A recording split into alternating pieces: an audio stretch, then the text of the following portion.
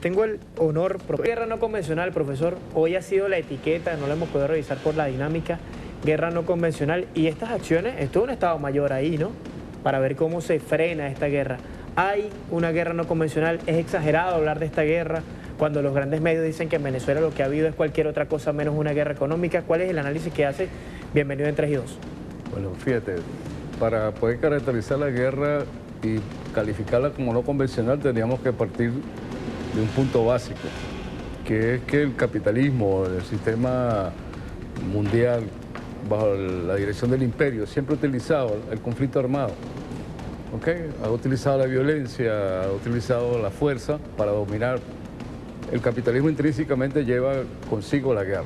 Ahora, que la guerra siga un camino tradicional de invasión, bombardeo, intervención con portaaviones, eso no ocurre aquí en este momento porque el imperio ha aprendido, ha sacado sus propias enseñanzas, lecciones, y entre ellas está, por ejemplo, no se resisten a pagar el costo de una intervención militar abierta.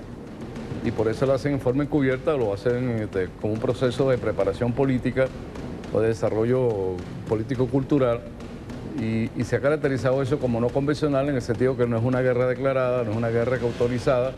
Inclusive Obama hace su propia guerra, está haciendo casi 10 guerras en todo el mundo que son guerras secretas y que usan entonces otros procedimientos. No es que no puedan utilizar el bombardeo o la invasión militar como tal, siempre aparece como un cierre en una fase final, como está planteado en la experiencia reciente en el mundo y como una amenaza para Venezuela. ¿Qué características tiene la guerra no convencional? ¿Por qué razones aparece la guerra no convencional? Aceptando que la guerra es un procedimiento que se utiliza normalmente en el régimen capitalista. ¿Pero estamos entonces en guerra o no, profesor? Sí, estamos en una guerra, por supuesto, y hay que reconocer que estamos... Ahora, hay que ubicarse qué guerra, porque este es el elemento de la confusión. Si usted está esperando una invasión por la parte norte costera de Venezuela, una invasión con marines, a lo mejor no se va a dar cuenta que las fuerzas que pueden actuar militarmente ya están aquí con nosotros, los paramilitares, pranes, los delincuencias, narcotráfico. Entonces ahí tenemos dos ópticas que peligrosamente hay que tener claro de qué se trata. Pero entonces quería plantearle por qué la parte no convencional, por qué Obama desarrolla una guerra encubierta con operaciones encubiertas, por qué desarrolla tanto las operaciones psicológicas. ¿Hay algún registro de eso, profesor? ¿Hay algún registro en Venezuela de Estado? Digo yo, más allá de lo que todos conocemos, ¿no? Cómo se fraguó el golpe de Estado contra el comandante Chávez, cómo se tenía un montón de agentes irregulares dentro del PDVSA. En mi caso, yo le puedo señalar, incluso por eso decía que una crónica anunciada ya en el año. ¿Cuál es la cámara que me tienen a mí tomado aquí? No, usted muestra allí que yo en la casa. Ok. No se preocupe. Ok. 2008. El resorte de inteligencia o la forma de intervención del imperio. El mismo año. Manual de operaciones psicológicas o un plan de intervención usando la guerra psicológica. ¿Qué quiero plantearle con eso? Que el imperio, en su fase inicial de desarrollo de la agresión contra nosotros, se va por la vía de mecanismos que no son convencionales, sino trata fundamentalmente de no pagar el costo político de una intervención militar, pero interviene políticamente, interviene de otra manera en términos de las distorsiones informativas, de la guerra psicológica. ¿Por qué hace eso? Porque los Estados Unidos tienen una experiencia ya con el síndrome de Vietnam, tiene una experiencia en el sentido del costo que tiene una guerra abierta, que es costo financiero. ¿No se arriesgaría Estados Unidos a una invasión militar contra Venezuela por no repetir el capítulo de Vietnam? Mosca que en el caso de Afganistán se empantanaron. En la guerra de Siria también empantanado, en Irak, fíjate lo que está pasando, en Libia, en Ucrania. Si ellos vienen, por supuesto, aprendiendo y sacando sus enseñanzas. Y en Venezuela, por supuesto, están aplicando una estrategia distinta que está caracterizada como estrategia que busca revertir los procesos sin una confrontación armada tradicional. Porque están planteando el cierre con una acción de tipo militar de las operaciones que tienen montadas, pero desde el comienzo no actúan militarmente, sino actúan políticamente, apoyándose en elementos internos, déficits sociales. Por ejemplo, ellos desde el 2012 se plantearon ya la guerra de este tipo, de la intervención en Venezuela, incluso casi lo plasmaron en documentos que se pueden encontrar perfectamente en la opinión pública, porque son documentos de fuentes abiertas, donde la comunidad de inteligencia de los Estados Unidos plantea en el 2012 que Chávez no se puede derrotar, o al comandante Chávez no lo podían derrotar electoralmente ni políticamente, pero que en Venezuela había inflación, que había inseguridad personal, que había desabastecimiento, que había un cuadro social que se puede utilizar políticamente, ya en el 2012. usted ve los elementos que hoy se están desarrollando como arma política, para el desabastecimiento programado. Yo le califico programado, porque hay sectores que se articulan para producir social y territorialmente con determinados rubros escasez. Ya lo hicieron en el 2008, lo repitieron en todos los procesos eleccionarios y se ha agudizado. ¿Por qué se ha agudizado el desabastecimiento? Bueno, tenemos una agricultura arruinada, tenemos deformaciones, tenemos insuficiencias económicas, eso es real. Pero hay una motivación política de usar los alimentos como una herramienta política. Aparte que es una herramienta mercantil para acumular riqueza, lo están usando con una visión de política electoral y guarimbera, porque utilizan las dos cosas.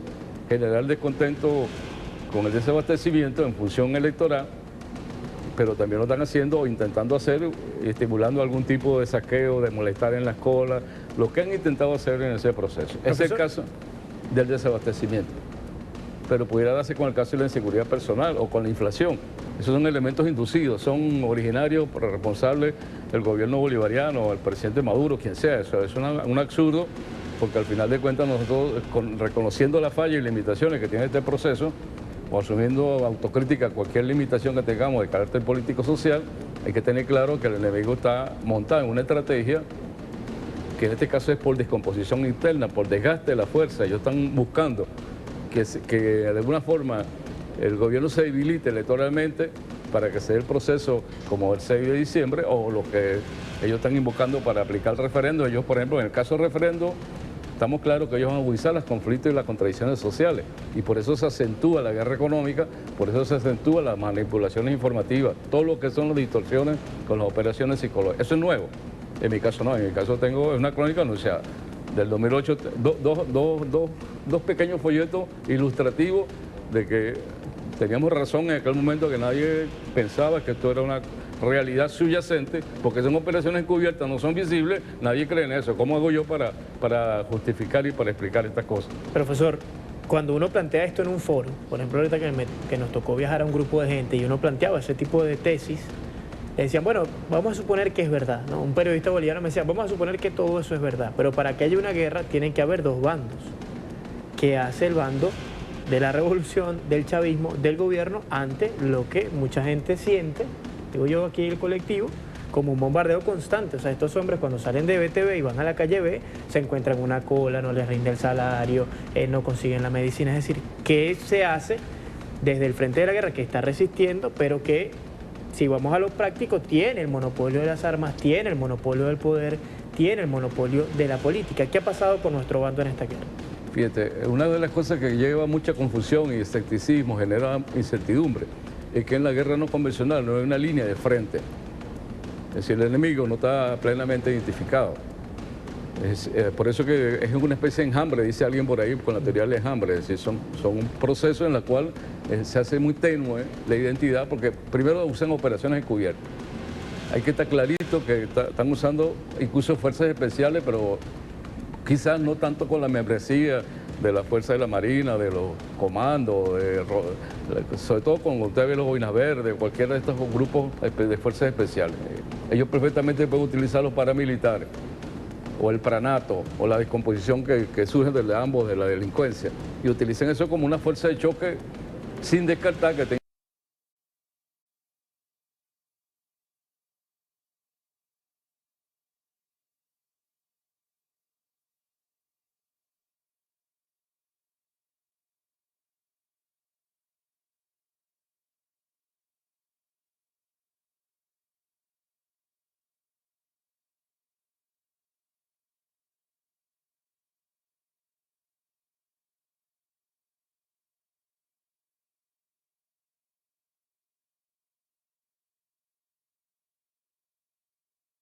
algún grupo, algunas individualidades de las fuerzas policiales y militares que se pueden involucrar en acciones especiales. Pero los Estados Unidos están usando las fuerzas especiales igual que la inteligencia tecnológica, igual que la guerra psicológica. Esos son tres vertientes, tres vértices de la estrategia o la nueva estrategia imperial. Yo la clasifico y la tenemos sistematizada en investigaciones abiertas incluso, que es totalmente, digamos, confrontada como opinión pública. Tenemos la inteligencia tecnológica, que usted lo revisa fácilmente con la experiencia de la denuncia de Edward Snowden, el señor este de la NSA que está asilado y que que era simplemente un funcionario subcontratado, porque ellos usan mucho la subcontratación, el mercenarismo. Incluso en el caso de la guerra psicológica, yo sostengo que usan la palangre corporativa e individual, pero eso es En Venezuela, tarifado. profesor, si yo le pido un ejemplo de esa palangre, yo tengo mi visión sobre algunos colegas mercenarios de la información. Si yo le pidiera un nombre de algún medio en Venezuela, ¿qué nombre me daría usted? Bueno, ahí es fácil, Ravel y compañía, eso es un tarifado. Ravel and Eso es lo Company. más fácil, ¿verdad? Pero hay otros. Yo logré identificar 32 operadores que están involucrados en ese proceso. Entre ellos están Todo eso muchos... está en esos folletos, Sí, profesor. están en los folletos. Ancla, okay, de muchos programas están... y yo inclusive le planteé al colegio de periodistas que hicieron una investigación, porque eso vulnera la libertad de información y de prensa, la ética profesional. ¿Dónde queda el palangrismo, el palangreo? Fíjense, porque si nosotros estamos conjugando los verbos, ¿verdad? Palangrear, palangrista. Mosca con eso, porque ahí eso no es gratis. Esa función de articular medios y recursos mediáticos, eso está montado sobre la mercantilización de la información. Palangrismo. Profesor, ¿dónde puede la gente hallar este tipo de información? En internet, en las redes, usted busca Carlos con Lanz, los buscadores colocamos normales, allí. te aparecen los dos folletos, igual que otros materiales. Se pueden descargar. Sí, que pueden descargar incluso, porque yo estoy hablando del pasado, ¿verdad? Pero yo le quería también concretar en lo que es la operación que están desarrollando, tanto la estrategia como la operación. El caso de rollback. Rollback es un término que implica restaurar, revertir, regresar, devolverse. Y eso involucra no la alquilación de las fuerzas de la revolución, del PSU, de las Fuerzas Armadas, del Estado. Es la descomposición, es el desgaste, la degradación de la fuerza. ¿Cómo lo hacen? Con operaciones. Y están montadas en operaciones agudizando todos los elementos que usted conoce que están en la vida cotidiana hoy. Fíjese, profesor, este tema se nos Los hizo tiempos. corto.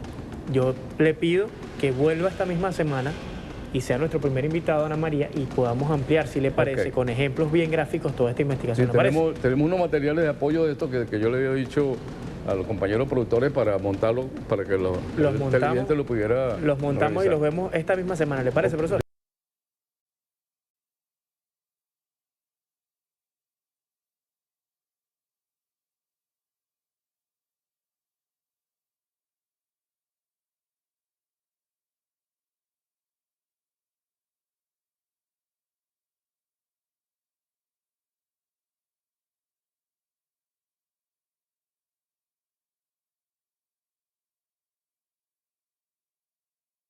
Listo. Gracias por venir. Carlos Lanz, sociólogo. Miren, y hablando justamente de esta guerra, antes de